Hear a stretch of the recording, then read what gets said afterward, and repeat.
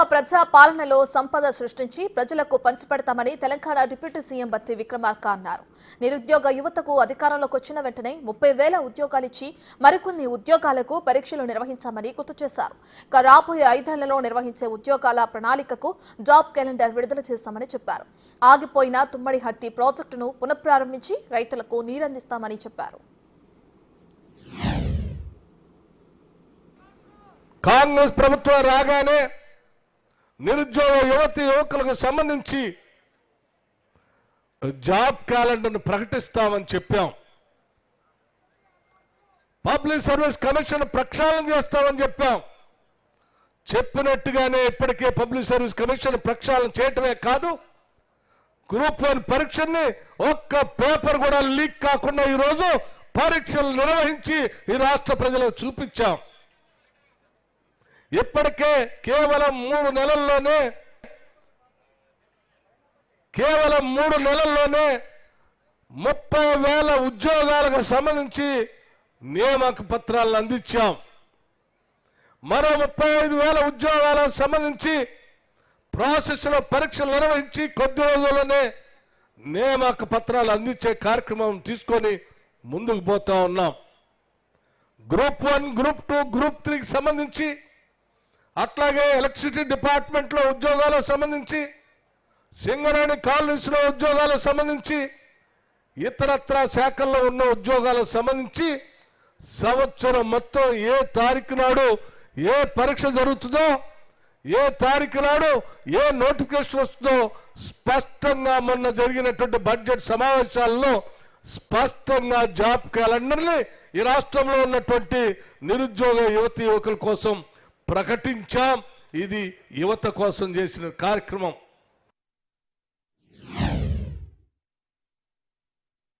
ఒక ప్రాంతంలో అయితే బూసిమెట్టు గ్రామంలో అనుకుంటాను, 2 తల్లులు చేయి పట్టుకొని, అయ్యా మా భూములు ఆ రోజు కాంగ్రెస్ ప్రభుత్వ హయాంలో పట్టాలు ఇచ్చారు మాకు, ఈ టీఆర్ఎస్ ప్రభుత్వం వచ్చింది, ఉన్న పట్టాలు పోయినాయి, ధరణి పేరు మీద మా భూమి మీద హక్కు లేకుండా పోయింది, తిరిగి మీరు ఇందిరమ్మ రాజ్యాన్ని తీసుకొని రండి, తెచ్చి మళ్ళీ మీరు వచ్చి మా భూమికి సంబంధించిన పట్టాలు ఇచ్చి మా చేయి పట్టుకొని మా దగ్గరుండి మా భూమిలో తీసుకొని వెళ్ళి మాతో దగ్గరుండి మీరు అరక కట్టించి మా భూమి దున్నిచ్చాలని చెప్పి నా చేతిలో చేసి వాగ్దానం తీసుకున్నారు ఆ రోజు.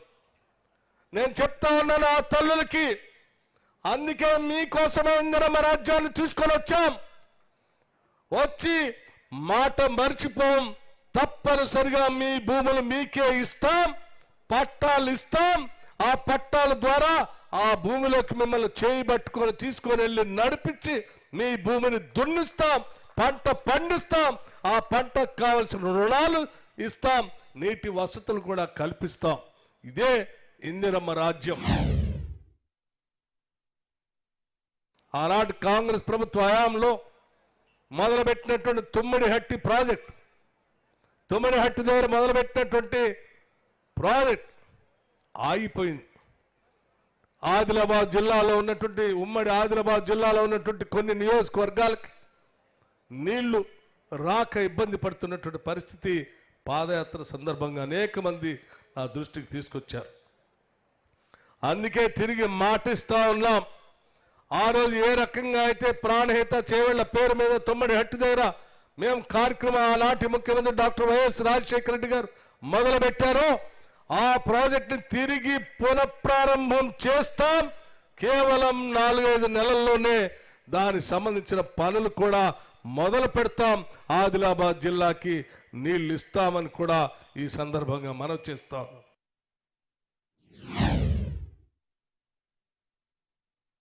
ఈ రాష్ట్రంలో పుట్టిన ప్రతి బిడ్డ కూడా అద్భుతమైనటువంటి ఇంగ్లీష్ మీడియంతో చదువుకోవాలనేటువంటి ఆలోచనతో ఈ రాష్ట్ర ప్రభుత్వం ఆలోచన చేస్తూ ఉంది.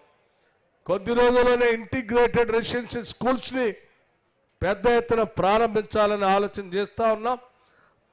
అలాగే దాంతోపాటు ప్రతి శాసనసభ నియోజకవర్గంలో డాక్టర్ బిఆర్ అంబేద్కర్ నాలెడ్జ్ సెంటర్స్ని కూడా, అంటే ప్రభుత్వ ఉద్యోగాలకు సంబంధించిన నోటిఫికేషన్ ఇచ్చినటువంటి ఈ సందర్భంలో వాళ్ళ కోచింగ్ కోసం హైదరాబాద్ దాకా రాకుండా వారి నియోజకవర్గాల్లోనే కోచింగ్ సెంటర్స్ ఉండేటట్టుగా అంబేద్కర్ నాలెడ్జ్ సెంటర్స్ని కూడా కొద్ది రోజుల్లోనే భూమి పూజ కార్యక్రమాలు చేసి మొదలుపెట్టుకునే కార్యక్రమంలో ముందుకు పోతా ఉన్నామని చెప్పి మీ అందరికీ మనవి చేస్తూ